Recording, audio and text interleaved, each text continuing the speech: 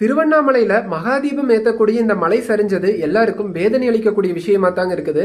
ஆனா இதை முன்கூட்டியே அறிவிச்சிட்டாருங்க சிவன்மலை ஆண்டவர். சிவன்மலை ஆண்டவன் உத்தரவு பெட்டியில நவம்பர் 12ஆம் தேதி அன்னைக்கு மண் விளக்கு வச்சு பூஜையாக ஆரம்பிச்சதுங்க.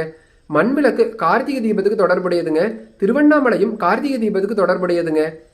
மண் விளக்கு வச்சு இங்க பூஜையாகும் போதே சிவன்மலை ஆண்டவர் திருவண்ணாமலையில ஏதோ நிகழப்போகுது அப்படின்னு குறிப்பால உணர்த்திட்டாருங்க.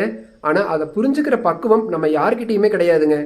இப்போ இது நடந்ததுக்கு அப்புறம் தாங்க தெரியுது இதையத்தான் சிவன்மலையாண்டவர் நவம்பர் மாதம் 12ஆம் தேதியே உணர்த்தி இருக்கிறார் அப்படின்னு. இப்படித்தாங்க சிவன்மலையில எந்த ஒரு பொருள் வச்சாலும் அது சார்ந்த சமூகத்துல பாசிட்டிவா நடக்கும், இல்லைன்னா நெகட்டிவா ஏதோ ஒன்று நடக்குங்க. இதை புரிஞ்சுக்கிற நிலை இப்போ யார்கிட்டையும் இல்லாம போயிடுச்சுங்க. நிறைய பேர் என்கிட்ட கேட்டிருந்தீங்க, நிறைய வீடியோஸ் நான் போட்டிருந்தப்போ இந்த பொருள் சார்ந்து என்ன நடந்துச்சு, இந்த பொருள் சார்ந்து என்ன நடந்துச்சுன்னு. இப்போ கண் கூட நடந்திருக்குதுங்க. சிவன்மலை ஆண்டவன் உத்தரவு பெட்டியில வச்ச ஒரு பொருள் சார்ந்து அது சம்பந்தப்பட்ட ஒரு நிகழ்வு நடந்திருக்குதுங்க.